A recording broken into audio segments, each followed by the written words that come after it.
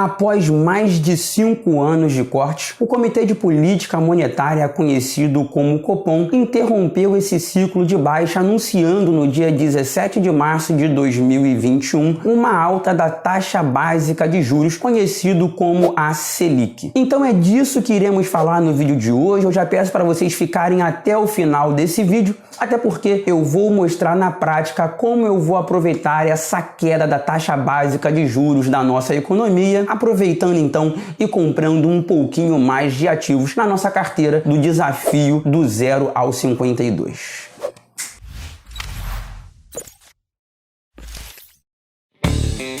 Fala investidor, seja muito bem-vindo ao canal da Simplicidade, e esse que vos fala é Henrique Braz, o fundador deste canal, que tem como missão mostrar para vocês na prática que existe sim uma possibilidade da gente conseguir investir melhor com muito pouco dinheiro, aumentando cada vez mais a nossa coluna de ativos e, é claro, conseguindo gerar uma renda passiva, que eu sempre digo aqui no canal que é para daqui a 10, 15, 20 ou até mesmo 30 anos, a maneira que a gente consiga ter a possibilidade de subsistência sem depender do nosso governo. Então já fique com a gente nesse vídeo, se inscreva no nosso canal, ativa aquele sininho das notificações e, é claro, deixe também aquele like e se inscreva aqui no nosso canal e deixe o seu comentário, que eu vou ter um prazer imenso de lhe responder. Para quem ainda não sabe, o Comitê de Políticas Monetárias, conhecido aí como Copom, aumentou a nossa taxa básica de juros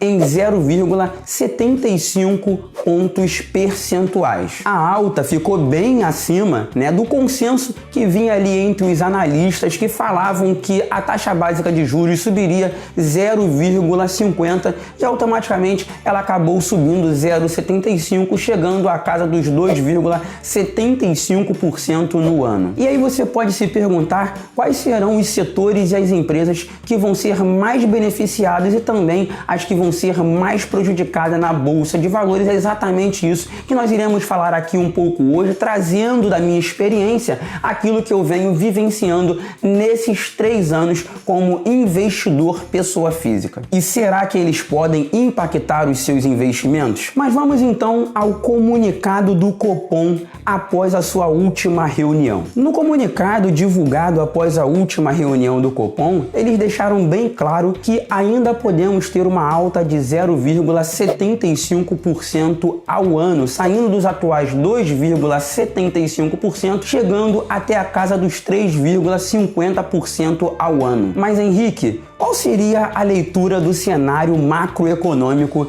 do nosso país? Vamos falar aqui um pouquinho então da alta da nossa inflação. Bom, nos últimos 12 meses nós chegamos aí a uma inflação na casa dos 5,20%, o que já está ali próximo do seu teto, que é na casa dos 5,25%. Tudo isso a gente consegue ver, por exemplo, na última edição do Boletim Focus, que mostrou uma forte aceleração nas projeções da nossa inflação. O IPCA previsto para o ano de 2021 subiu para 4,71%, antes a 4,60% da estimativa anterior. E quando a gente olha, por exemplo, aí as últimas 4 semanas, ele ficou, é claro, acima dos 3,82%. Então vamos aproveitar esse momento e pegar a inflação de 2016 até o ano de 2021, utilizando ali algumas informações do IBGE que foram trazidas pela nossa casa de análise, a Levante, da qual vocês vão conseguir ver um pouquinho aí na sua tela. E se vocês quiserem também baixar os relatórios gratuitos da Levante, vou deixar na descrição desse vídeo e também no primeiro comentário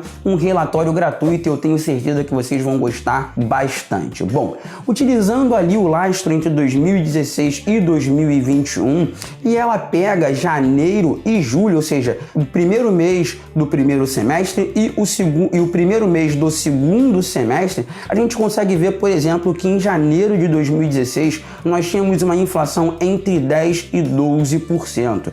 Já olhando ali julho de 2017, nós chegamos a uma inflação um pouquinho acima dos 2% e abaixo também dos 3%. E é claro, quando a gente olha esse gráfico, a gente vê exatamente um ecocardiograma, mas olha, não fique preocupado, não é para matar você, vocês, mas é para que a gente consiga entender cada vez mais aquilo que nós viemos fazendo ao longo desse tempo dentro dos nossos investimentos. Bom, em julho de 2020, um pouquinho antes de julho de 2020, a gente conseguiu então chegar a uma inflação na casa dos 2% e em janeiro de 2021 a gente já está acima dos 4%. Com isso, a gente consegue entender o que vem acontecendo, por exemplo, nas nossas mesas ao comprar comida, ao comprar carne, ao pagar as suas contas. Tudo que a gente acaba fazendo na nossa vida, a gente tem ali a inflação, ou seja, é o índice de preço do consumidor. Então você vai sentir no seu bolso todo esse aumento, ou seja, quem conseguia ali comprar o arroz a R$2, por exemplo, já está comprando o arroz a 5. Quem conseguia comprar o feijão a R$2, R$3, hoje já compra o feijão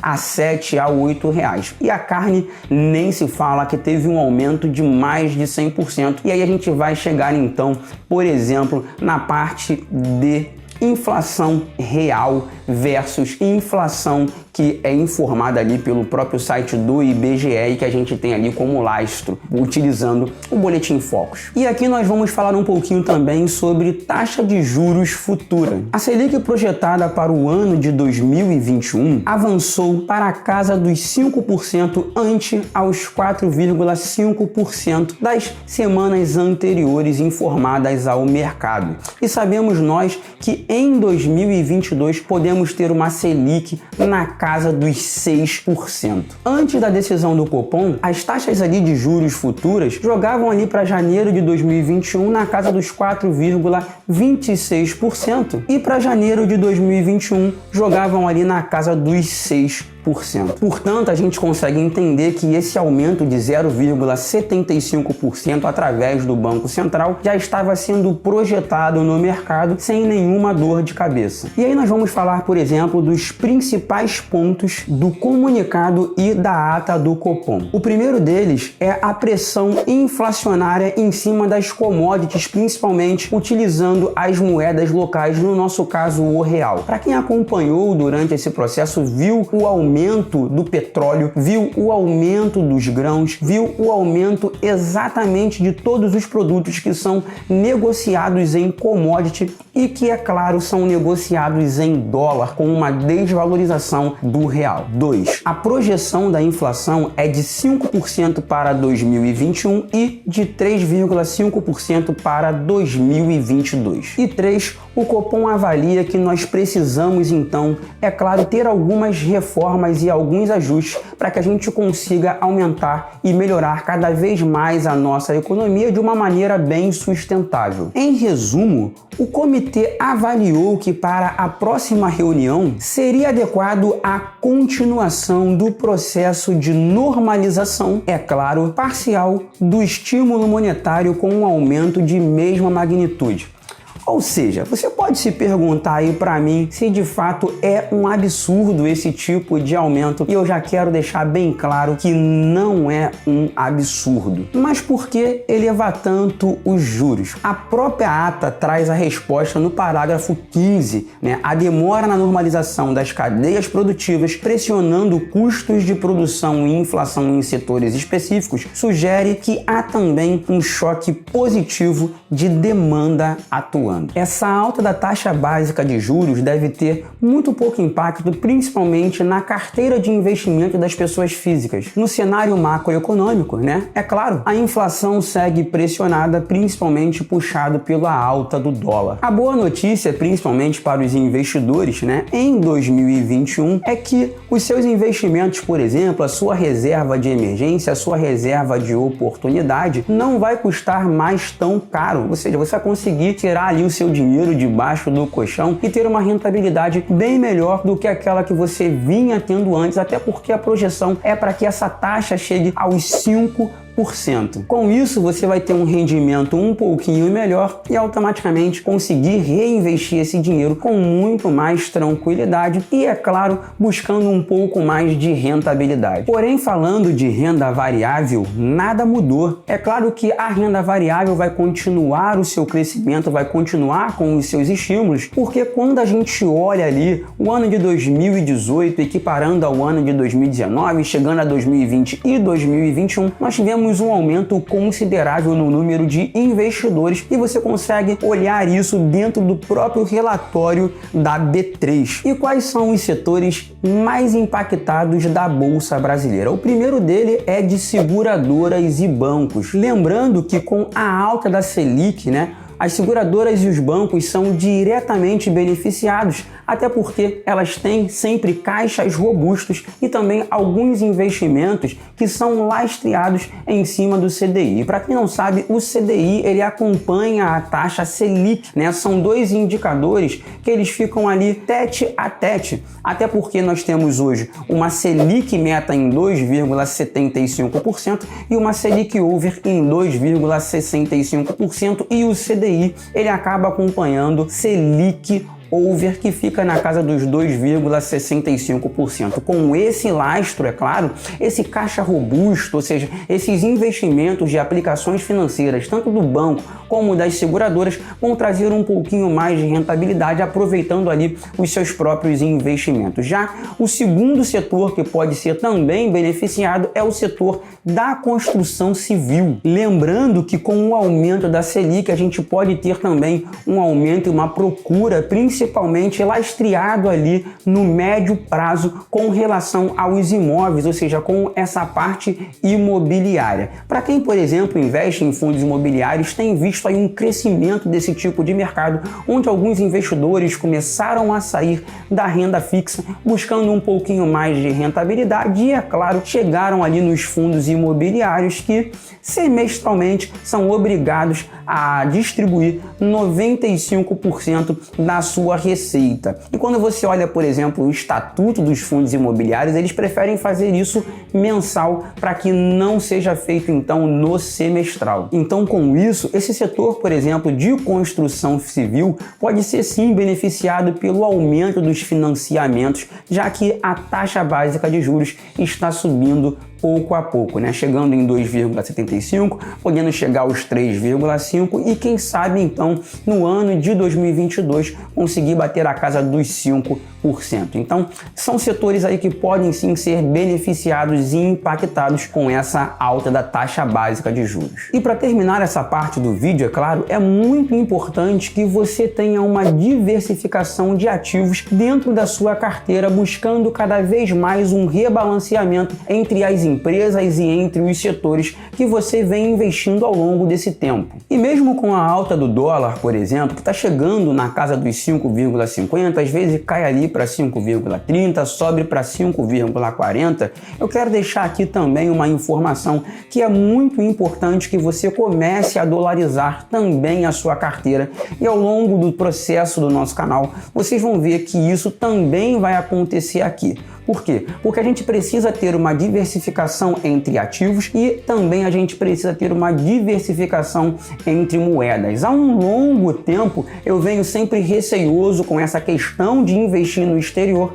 mas eu vi que de fato quando a gente começa a ter determinados investimentos na nossa carteira, é necessário que a gente então dolarize, que a gente mude também as moedas, porque muitas vezes o que a gente consegue ver dentro de uma carteira bem rebalanceada é que o dólar sobe, o real cai. Então, quando você olha uma diversificação de carteira, uma diversificação de ativos, uma diversificação de moeda, o seu valor patrimonial ele acaba não tendo perdas, porque muitas vezes a gente consegue enxergar que com a queda do real existe um aumento do dólar e com isso o seu patrimônio ele fica meio que protegido em moedas. E nesse momento, no mercado brasileiro, o stock picking será a melhor solução para o investidor pessoa física, ou seja, aquele investidor que procura valor dentro das empresas que ele quer se tornar sócio ou quer se tornar acionista. E quais vão ser as empresas que eu vou investir? Vamos então aqui para a tela do computador e vocês vão entender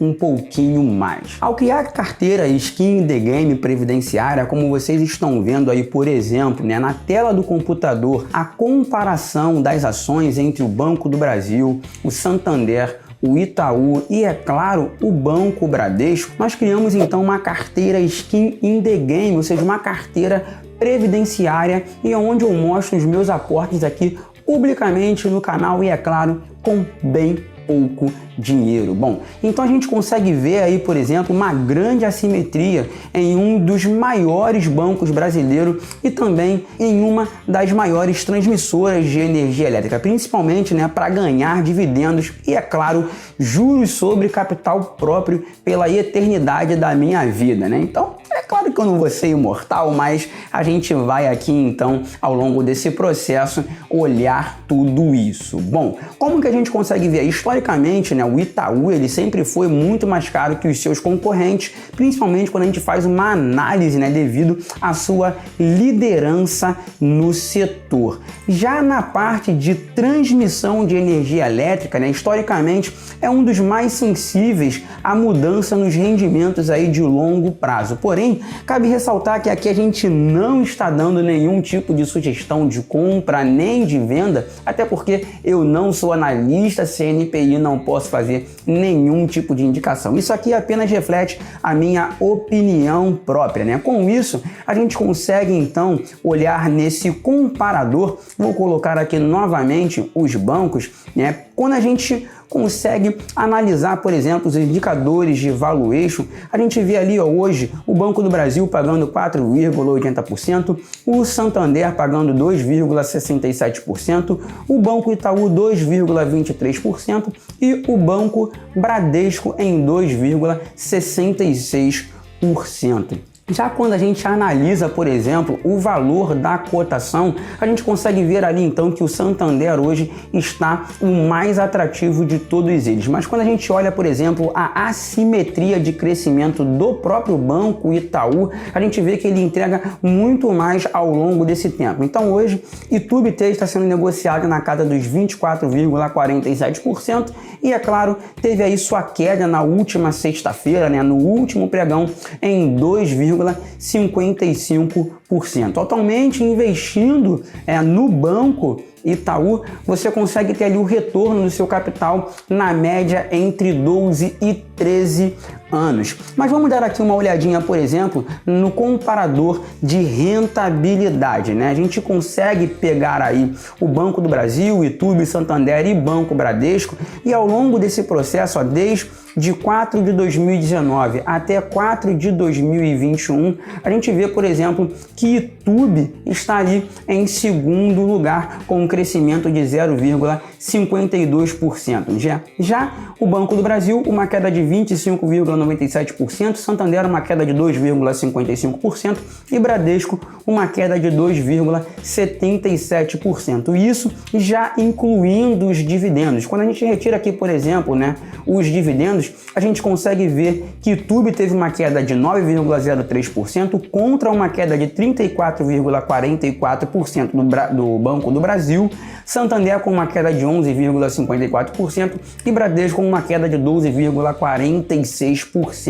E isso a gente consegue enxergar dentro desse gráfico de rentabilidade, que, é claro, o Banco Itaú sempre vem entregando muito mais resultados do que os outros bancos. A gente está olhando os últimos 2 anos, mas se a gente pegar aqui, ó, por exemplo, 5 anos e 10 anos, a métrica acaba sendo a mesma, né? Então a gente consegue ver aí ao longo desse processo que Itaú também entrega, mas no temporário aí o Santander acabou entregando 805%. Então eu continuo ali gostando bastante de Itaú, vejo que é um dos bancos que tem uma melhor diversificação e é exatamente nele que a gente vai investir um pouquinho aqui hoje. Já olhando a parte aí da energia elétrica, a gente tem um comparador entre Transmissão Paulista, Alupar Taesa, Energias do Brasil e Equatorial. Bom, Taesa que atualmente está sendo negociado na casa dos R$ 37,89 e que teve aí uma queda de 2,65% no último pregão e atualmente tem um dividend yield de 8,47%. Já a Transmissão Paulista, por exemplo, tem um dividend yield de 3,19% e é uma excelente pagadora de dividendos. Mas quando a gente olha, por exemplo, o PL, que é exatamente ali a quantidade de anos que você vai ter de retorno com o seu capital investido, a gente consegue então entender que atualmente a Taesa está em 5,77% e a Transmissão Paulista em 4,96%. E como ao longo desse período eu vim estudando bastante a Taesa e gostei muito de tudo que eu vi dentro dessa empresa e vejo um potencial de crescimento futuro, eu, claro, coloco um pouquinho de valor na Taesa. Entramos aqui então no home broker da corretora Rico e aí vocês conseguem ver essa parte aqui do gráfico. O fechamento de TUB3 foi na casa dos 24,47 e como eu vou comprar aqui mostrando um agendamento, porque são 8h15 da manhã e eu não tenho a possibilidade de ficar esperando o mercado abrir, até porque eu tenho filho pequeno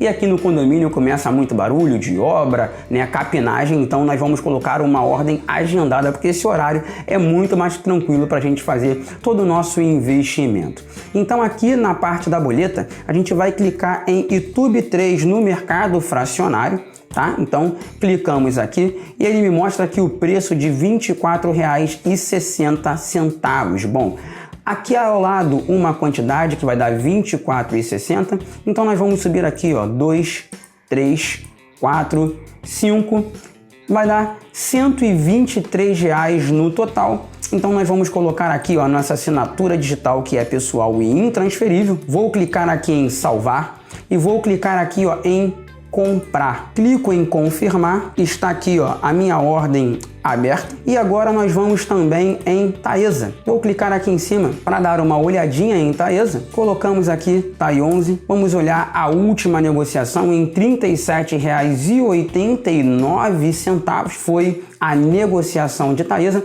Aqui embaixo na boleta a mesma coisa. Vamos clicar aqui, TAI11 no mercado fracionário, R$ 37,90 e jogamos a quantidade aqui para cima, 2, 3, 4, vai dar R$ 151,60. Então vamos jogar aqui para baixo, vamos comprar apenas 3 quantidades de Taesa. Clicamos aqui em comprar, vamos confirmar a nossa compra e também está aqui em aberto, 8h20 da manhã, ordem criada no dia 5/4/2021. E aí a gente termina aqui o nosso vídeo e eu quero pedir para vocês então se inscreverem aqui no nosso canal, ativar aquele sininho das notificações e é claro deixar o seu comentário. E primeiro de tudo também quero agradecer principalmente ao Franco Editor que está nos ajudando muito nessa nova retomada do canal, trazendo cada vez mais conteúdo para vocês com uma edição bem mais profissional. E aguardo vocês no próximo vídeo. Tchau! É o vizinho, 7h51 da manhã. É uma barulheira na porta, que misericórdia. A gente coloca então a parte da nossa data. Deixa eu buscar aqui,